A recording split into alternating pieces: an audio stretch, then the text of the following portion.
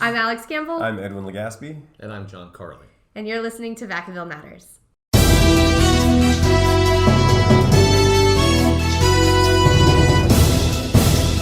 So today we have Chief of Police for the Vacaville Police Department, John Carli. And our first question for you is, how did you decide to become a police officer? And, of course, how did you become the Chief of Police? Well, that's a widespread of time when you think of life, but early in my life, in my 20s, I was already married, and I had family members that had been in law enforcement.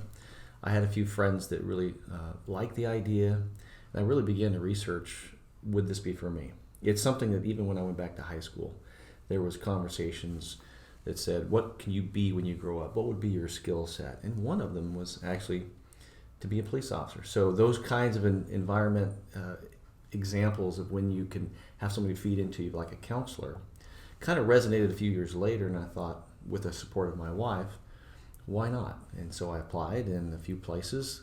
Vacaville was one of those places, and the then Chief of Police, Gary Tatum, took a chance on me as a young kid in my early 20s and offered me a job as a police officer, and even went as far as putting me in the police academy. So I originated my career here in Vacaville in 1989 when I started the police academy, and then from there have just progressed through the ranks of the department. So you look at this, and now it's 30 years later, and I've got a little bit more gray hair, as most people can see. It's one of those things where you don't really see yourself progressing early on in any profession, in any career. You're trying to learn how to be the best you can be and what that role is, and how to be the best police officer. And then you realize there's opportunities, such as early in my career I was a canine handler, so I handled police dogs for several years, and that opens up other ideas of what do you want to do, be a detective. And I've had the pleasure and the experience of many different roles and assignments, being a detective, working in high-tech crimes at a task force, on loan. So some amazing stories along the way that many friends oftentimes will say, tell me a story. And sometimes they remember stories more than I do, because when you do something your entire life, you forget some of the lowlights. You'll remember the highlights, but a lot of people around you remember the details if they've ever experienced anything. We always know that. And then I continued my education. So imagine early on, I didn't have a degree, and I was always good in school. And interesting, I am a twin brother, so I have someone who looks just like me as an identical mirror twin. And he has been known to walk in the police department and freak a few people out. We were known as playing tricks on people when we were younger. But the reality is I continued my education because I had people invest in me that said, education is important. And I knew that at an early age. So I progressed from going to Solano Community College and then going on to finish a 4-year degree in management. And then ultimately, as I began to promote, I really was fascinated with continuous learning, and I believe that people should always be a continuous learner, and went on to receive a master's degree in strategic leadership. So that kind of converged with moving within the organization past most of the mission assignments that you might find in a police department into management and leadership. So I became the Chief of Police in 2014, and it's now 2020, and it seems like time is flying by, but the things that you do each and every day are unique. If you asked me if I would have ever thought that I would be the Chief of Police, that was never in the forefront of my mind. But to be able to do that in the career and to do it for the same agency that hired you back in 1989 is rare these days. But what a blessing, what an opportunity. It's a great community, and when people ask me still today, do you like what you do? And I tell them, I love what I do. And that's a blessing for anyone who can say that after more than 30 years working for the same organization. Awesome. There has been a community response unit that has been formed. Can you tell us about the formation, their duties, and a little bit about the effects that they've had on the community? Yes, very interesting when you think of we call them crew, the community response unit.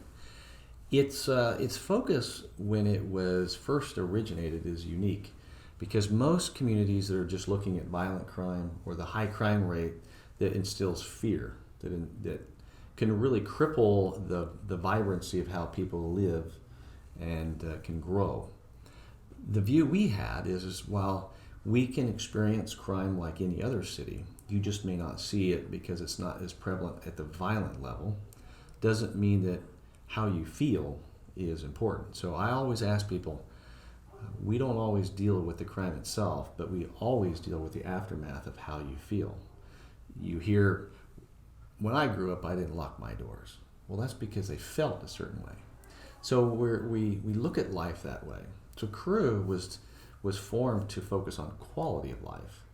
Now, we know it touches crime, it touches the issues that businesses face, and that was always a major component that I wanted to focus on, because if we can support business, we can create a more vibrant community. So that was a component of it. But clearly with what we're facing in California, all cities are seeing some impacts of homelessness. That became part of what we look at as quality of life, because being homeless or experiencing homelessness is not criminal by nature, but socially and in a community, it's problematic. And who's responding? The police. Why? Because everyone calls. And who else are they going to call? So the formation occurred several years ago, interestingly enough, with the use of federal funds in a grant. And so the City Council helped to support that. They funded what was not covered by the grant. And ultimately, Crew was formed, and we started it, and it was hugely successful, not just in addressing what would normally be, well, this is not a crime, this is not a call for service, we're not coming. Think of a big city. Crew, on the other hand, was problem-oriented, solution-focused, innovative, looking at this is not a crime, but how can we improve the quality of life in a community? Let's try and solve it. So a team dedicated to that can really take the burden off the rest of the staff and can improve quality of life elsewhere. So it became not only successful in Vacaville, but it actually was a huge model that was somewhat praised at the federal level, because to say that you took federal dollars and created something that actually improved quality of life, they were interested in it. It's so much so that there's been a lot of conversations around the country and even back in Washington, D.C., that this is a best practice model here in Vacaville. You were invited recently, the last couple of years, right, to D.C. to speak about it? Been there a few times, in some cases to help solve issues such as homelessness, more recently, around a little over 2 weeks ago, to sit on a subject matter expert panel trying to address what the issues are, both what police can do, what housing can do, and the services that are provided to try and solve this issue. And prior to that, back in 2016, I was in Washington twice in the summer of 2016. The one time at the White House was with other leaders trying to focus on what is best practice in policing. And interestingly enough, Vacaville is a good example of how we can actually do things right. Fast forward a week later was when Dallas occurred.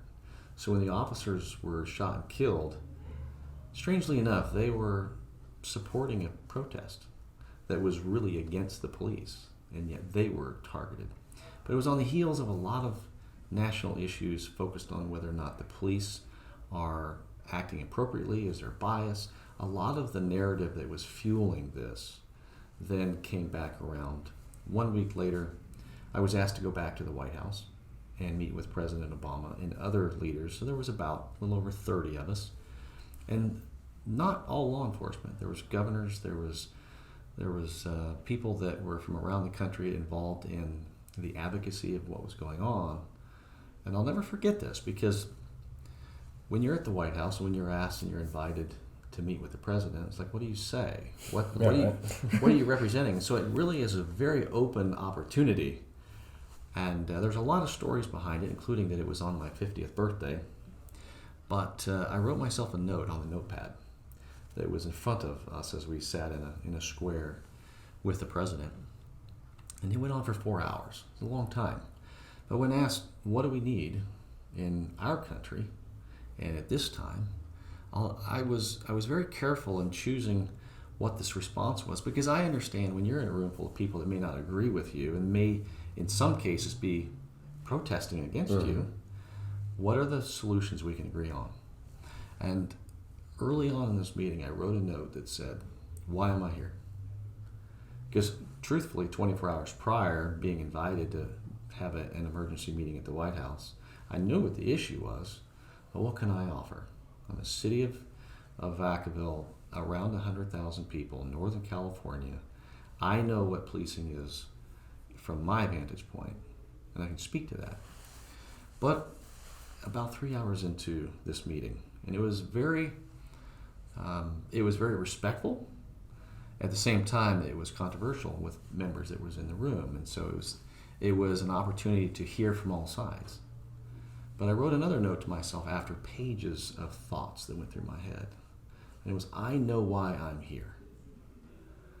And it wasn't because of what was wrong with America. And it's what I told President Obama. I am here because of what's right. But one of the major things that I have seen over the years, especially since 2016, is what is best practice? And in the area of dealing with homelessness is a major issue in California.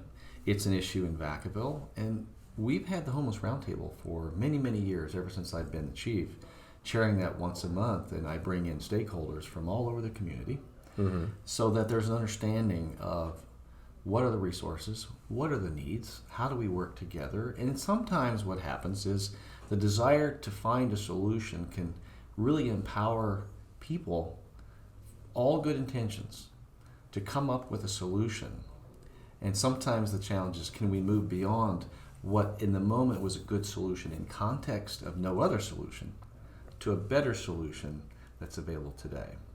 And that, I believe, is kind of where we find ourselves in Vacaville right now, is crew goes out every day and works with our homeless population and engages them. And that is something that was nationally recognized in the last few years, and even more recently in Washington, D.C., when I met with the Department of Justice. We know all of them by name. And that's the start. So we partner with the navigators, There's a Better Way, so that the handoff and the resources are available. But our staff is focused on trying to find the solution, not to arrest. And yes, part of the challenge is there still has to be order in the community. You just can't go sleep on somebody's doorstep. You can't.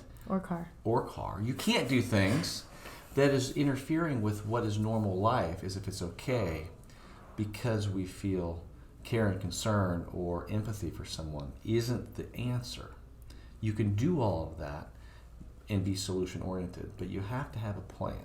And that's the focus of crew, is they all work with them and they know them by name. They offer services, but the key of ordinances is compliance, not punishment. The reality is what happens when somebody doesn't comply. The mechanism has to be a process, and we've even gone as far as creating a neighborhood court that potentially could divert anything that would be criminal if we can work with people to step out of that role and really encourage people to try and get help. Not everybody wants help, and it's not something where you just want to throw them away as if they're not useful as people because they're rejecting your services. You might get frustrated. But for all the reasons that led up to that point, they're not in a position to make the decision of choice. And that's sometimes the challenge we face. I encourage people who always want to get involved and help is to not necessarily think that giving somebody a handout is going to be beneficial for someone.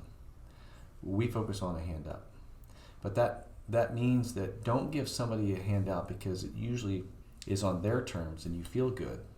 You're going to give somebody $20, but they're probably going to use it for drugs and alcohol because of the condition they're in. And that's some of the challenge.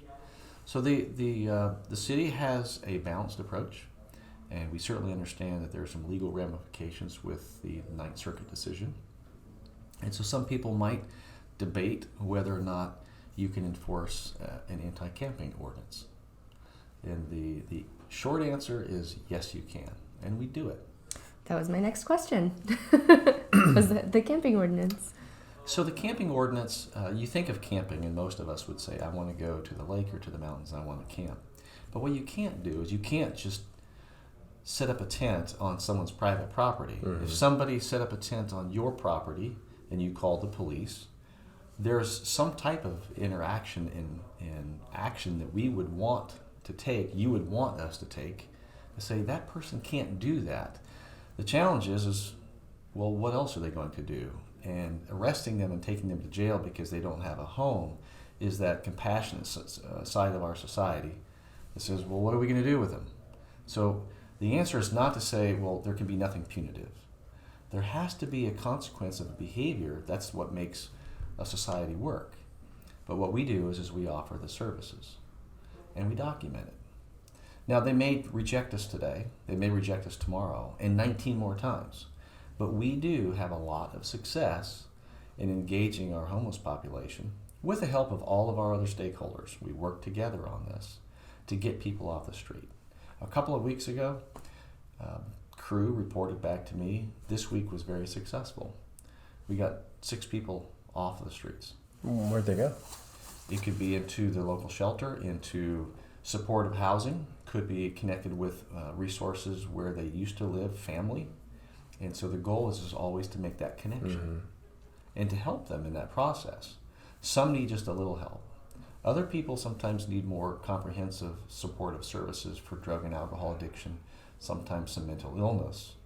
And if we can do that and be successful, then the goal is what is the right size solution for a city of Vacaville, knowing that our population for homeless right now will be, give or take, 80 individuals experiencing homelessness. Most of them men, very few veterans, but there are some, but there's lots of services.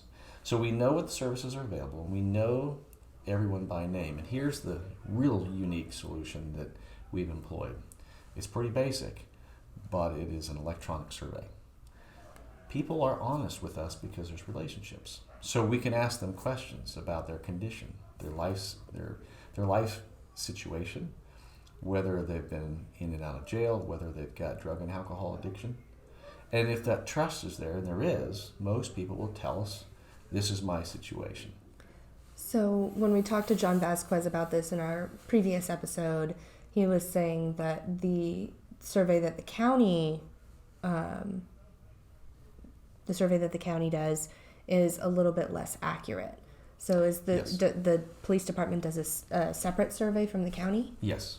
Gotcha. And the reason is, so everyone knows, the national standard is called a point-in-time count. Yes. And they do that through HUD, Housing and Urban Development. Got it. It's to help understand what are the housing needs by state, region, and the issue of what and where do federal dollars go to support these types of issues. Ours isn't focused on that. And even though we will look at those numbers and they're important, the metric for how you determine somebody's experiencing homelessness is very different. They're just trying to get an understanding of the issue that is the responsibility of HUD. We're trying to address the chronically unsheltered. 2 different purposes. So we're not going to just look at a group of people in the park or walking down the street or hanging out and assume they're homeless. And that may be a false assumption that the point-in-time count will do. That said, if the point-in-time count rules statewide and nationwide are all the same, if there's a flaw in the methodology, it's consistent, but it's not addressing the need. We're looking at the fact that we're getting calls of those experiencing homelessness, and it's either the panhandling, the anti-camping, where people are living, whether it's under a bridge or behind a business, or affecting the well-being of the community. That's what we're interested in. I don't see, I live downtown, so I do see a certain number of homeless people, and they seem like they're the same people. Give us some demographics of the 80. Are they the same 80? Is it like really 50 people who are consistently Vacaville homeless people, and another 30 rotate in, rotate out? It's really interesting. There are going to be those that are in and out of homelessness. So it doesn't mean once homeless, always homeless. Right. The challenge is okay, well, what do we know about them? Well, like I said, the majority are men. This city of Vacaville does a tremendous job looking at the issues of women Mm-hmm. and those with children and sometimes families.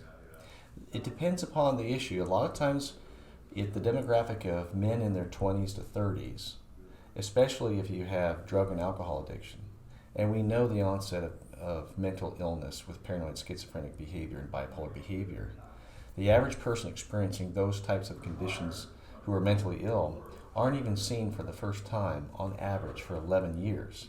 You compound that, you don't have the life skills, you're in and out of jail.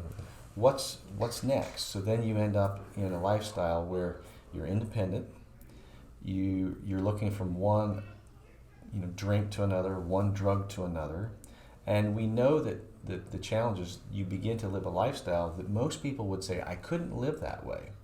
But a person who gets used to it, it's a survival mechanism, and they're used to their own terms. Mm-hmm. That's why a lot of times people might resist going into a shelter because lights are out at a certain time. Mm-hmm. Right, they don't want the structure. That's right. They're living like carefree on the streets. Any way that you and I would want to. Yeah.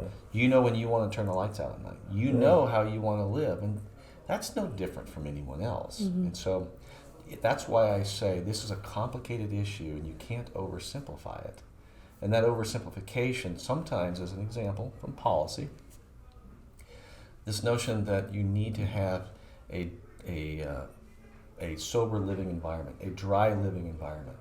Well, the national model is wet housing. It is where you can go in and housing first. And so that's the national standard. So you can be drug and alcohol addicted. Now their goal is they really want you to have services, but they will not deny you the services. And so the foundation says all the money based on policy is going to ensure that that is the foundation. Do we have wet housing in Vacaville? That's an interesting idea. Well, that's that whole housing first model. Uh-huh. And the reality is it's yes and no. We have Shelter Solano within Solano County. So we do have those beds. And the goal there is trying to get someone who is experiencing that. But they may come and go, so we don't have the typical, you show up in the morning, or you show up in the evening and you sleep and then you leave. You think of a big city.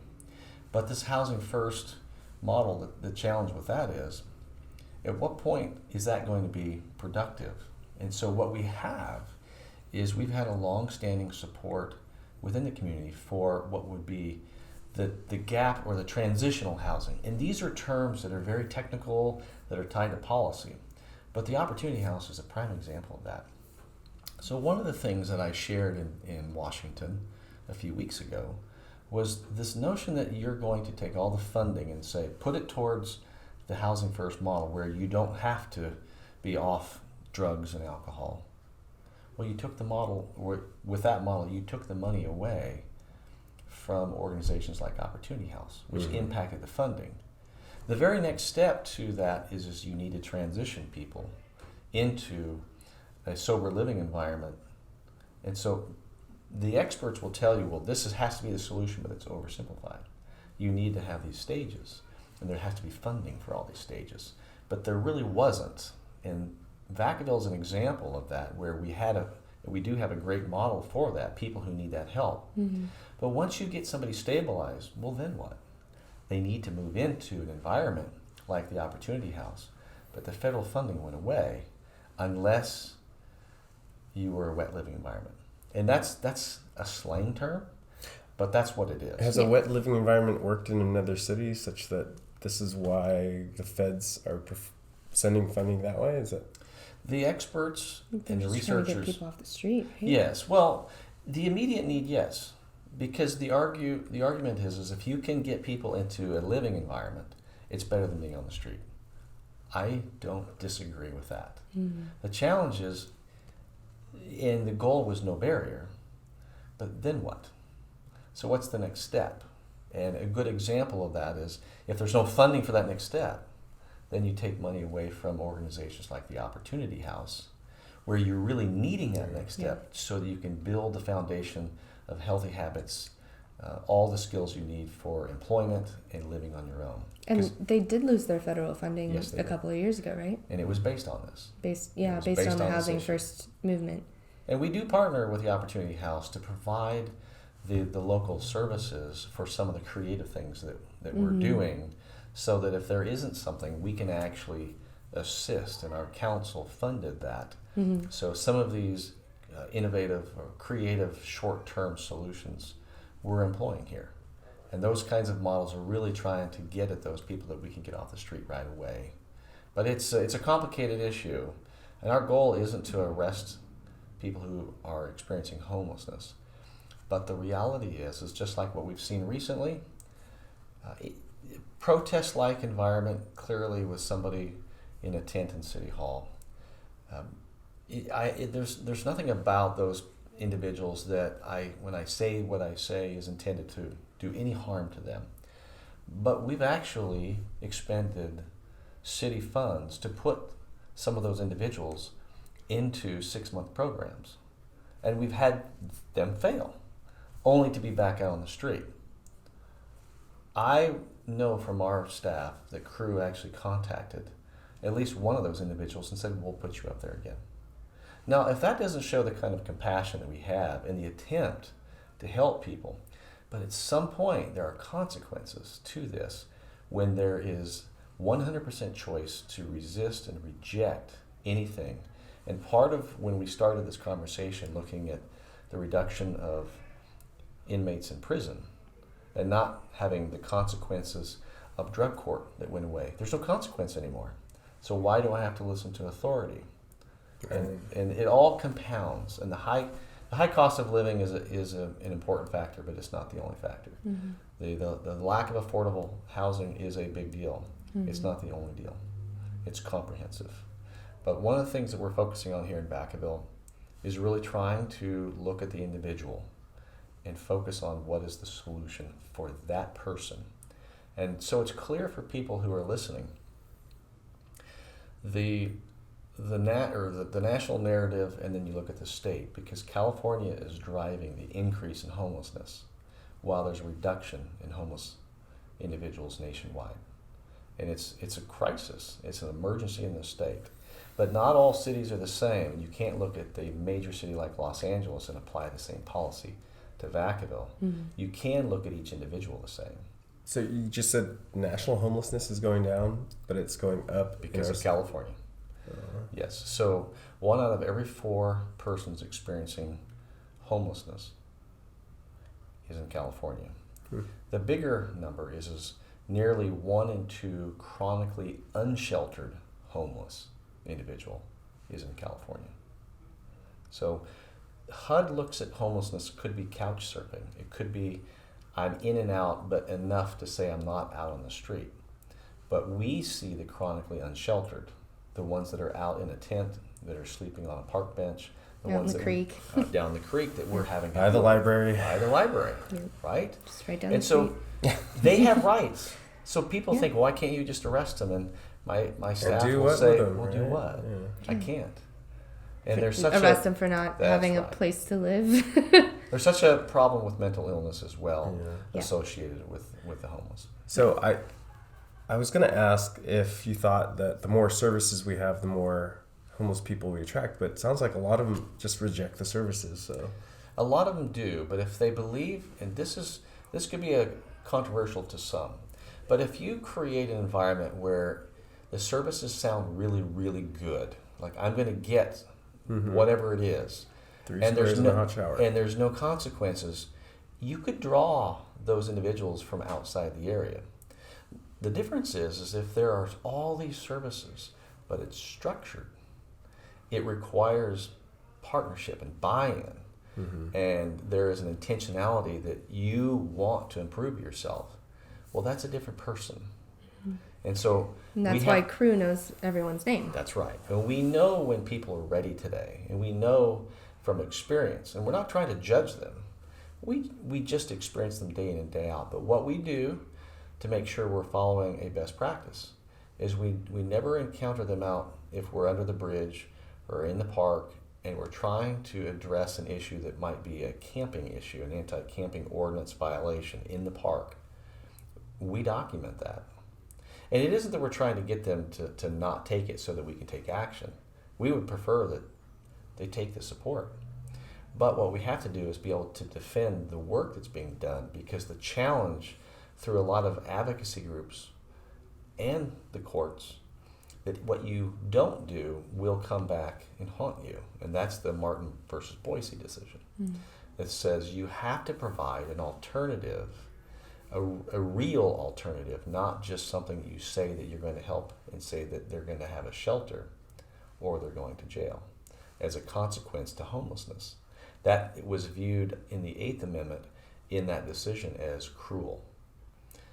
The reality is, if we're offering the services and they're rejecting it and we're documenting it, and we truly have a resource in the moment, then we believe, and the best legal minds that are addressing this in the state of California also agree that that is appropriate and you can take enforcement. So as long as we do that, and we do it very carefully, and we don't arrest everyone that we come across because they're camping. We really do try to work with them to see if we can't work through that process. But there's different experiences depending upon whether it's city property or government property or private property. But there's really, in the city of Vacaville, there's three kinds of public property. There's city-owned, there's county-owned, and then there's state-owned. So that's why you see a lot of housing encampments form along the freeways, because the policies and the beliefs and the enforcement at the state level will translate along freeways and on and off ramps in Caltrans. And yet that begins to do harm in a community like Vacaville, where they'll go to a place where there isn't going to be any engagement or enforcement because it's not city property. But if it's private property, there's ordinances that say you can't do that. And so what happens is some people will move to an area and stay away from private property and try and stay on a type of public property, believing that there's some kind of protection. The goal is not to target them because of where they're at. The goal is to help them. But we have to be very clear on what the law is, because it's different for all of those. And most people don't know that. I don't know that. Is it two separate teams? The gang and the narcotics are two separate teams, or it's one larger task force? Well, it's interesting. The gang task force is not narcotics based, but the way the police department operates is we work together, because sometimes the response requires more people, and so they often work together. But there are two distinct units.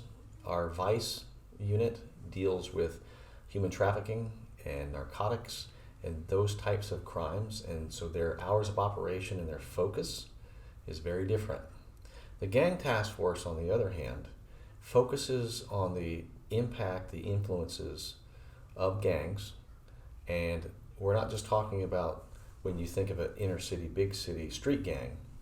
We know that most of the gang activity that occurs in suburban America, Vacaville included, most people go home at night. They hang out in residential neighborhoods. They come and go. There's no borders between us and our neighboring cities. So they move about the community and the region as if they went to school in the morning, if they're going to school, but they're associating themselves in the afternoon. And so there's always been this atmosphere of activity where there's a familial experience in gang life. Now here's where it really gets complicated. As long as I've been in law enforcement, there was gang activity. In fact, there was violent encounters when I look back to the early 90s that were significant in Vacaville. As a street officer, I experienced those. What we have today that's really shifting is what's occurring in the prison system that's affecting us. So as you know, we have two prisons in Vacaville. One is a medical facility, and the other is mostly a level 3 facility. It's not the highest level. But here's what's different. A few years ago, the courts, again, very similar to some of the other challenges that we're facing, had to deal with some of the challenges in what was considered a secure housing unit, a prison up in Susanville, where inmates would be in lockdown for 23 hours plus a day. And there was no contact, no communication. Many of these, the majority of these, were involved in gangs and high-level gang members that really run the street gangs, but they're in prison. And that's It's an interesting phenomenon how that works, but it is very, very organized in the way they behave and how they conduct business and the criminal activity.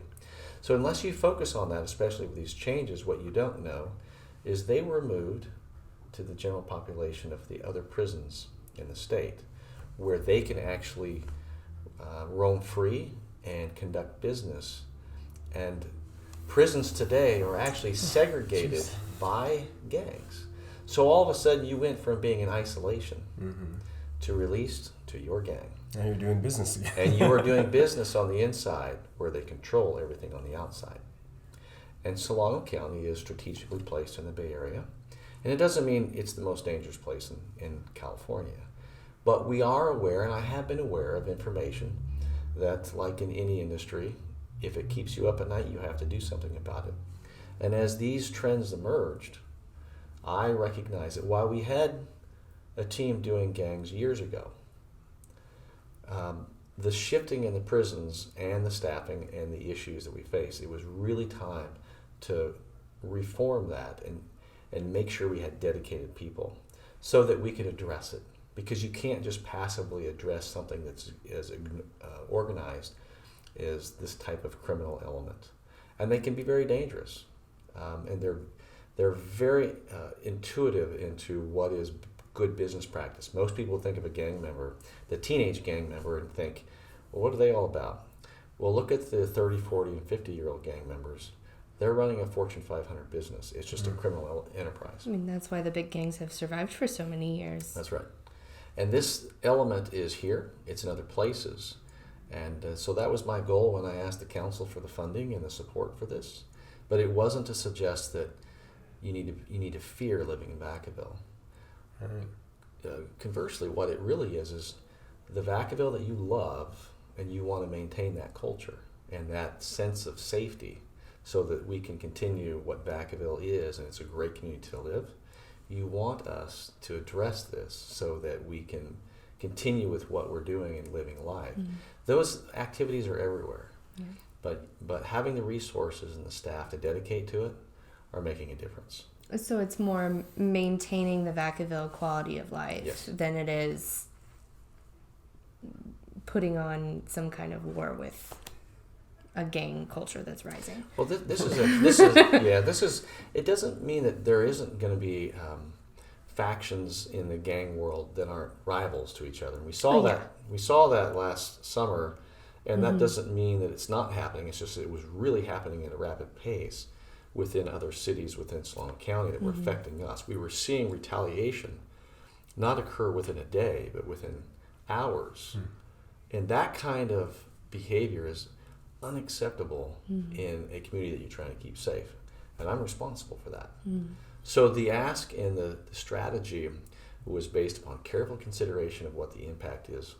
And the best way to describe this, when you really look at the domino effect of the crimes that have occurred over time because of Prop 47 and 57, is we look at and we categorize crime. And this is going to oversimplify it. But a Part 1 crime is considered a violent crime. It's reported to the FBI, has been since before we were all born.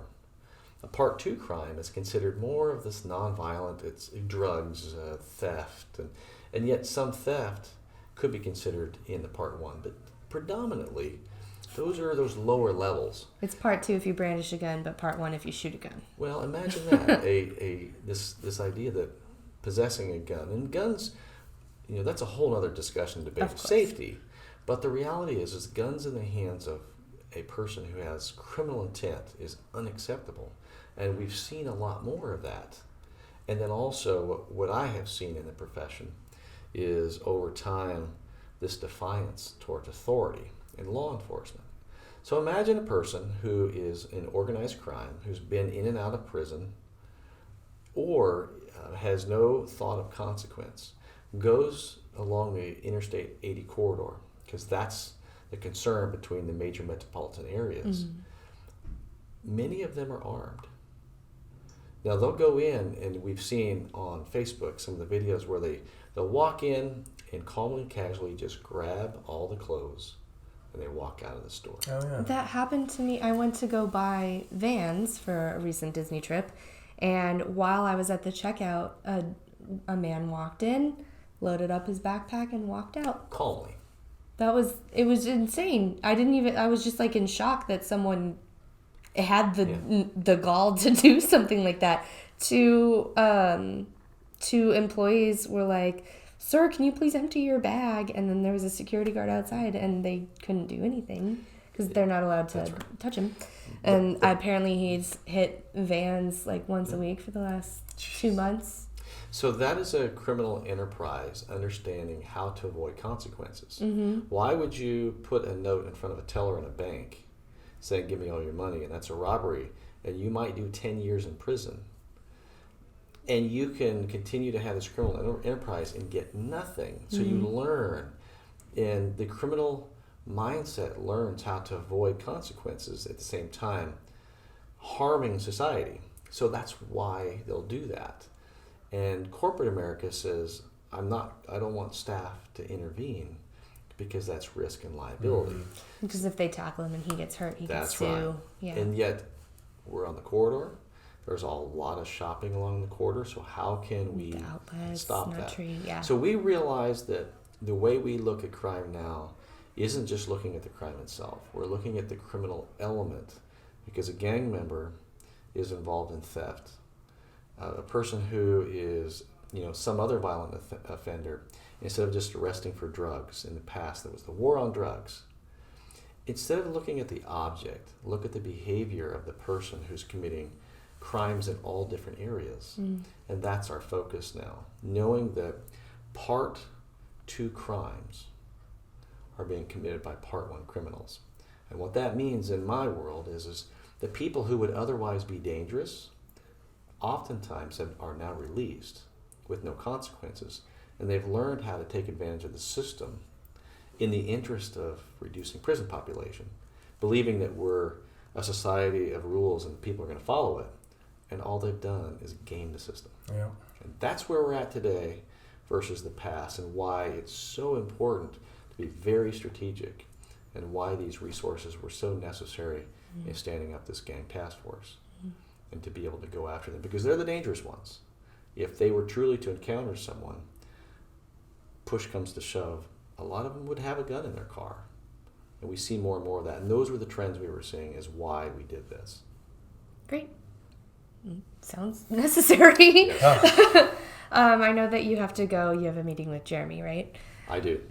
Is there anything that you wanted to close with? Yes.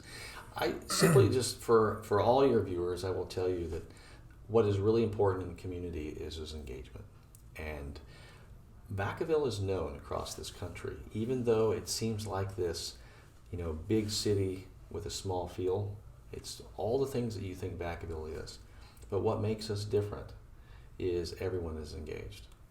A good example is we have 8 out of 10 of our staff live in town, which means they go to school here. Their kids are in Little League here. They go to the same churches. They shop in the same places. That engagement is exactly what I said earlier. What is right with America? Well, just look at Vacaville. Vacaville is a great place to live. And to some that might seem a little corny or slogan-esque, but the truth is that's what makes a difference. And that's what makes Vacaville special. And that's why I love working here. I completely agree. I mean, I have a ton of friends that went to college and came right back. Me included. Vacaville. Vacaville. But I mean, that's not Can't necessarily... go anywhere without seeing your old friends, yeah, right? It's not necessarily a bad thing. I love it here. So thank you for your time. Thank you. It was great. I really appreciate you. Thanks for having me. And thank you for keeping us safe. Yes. My pleasure.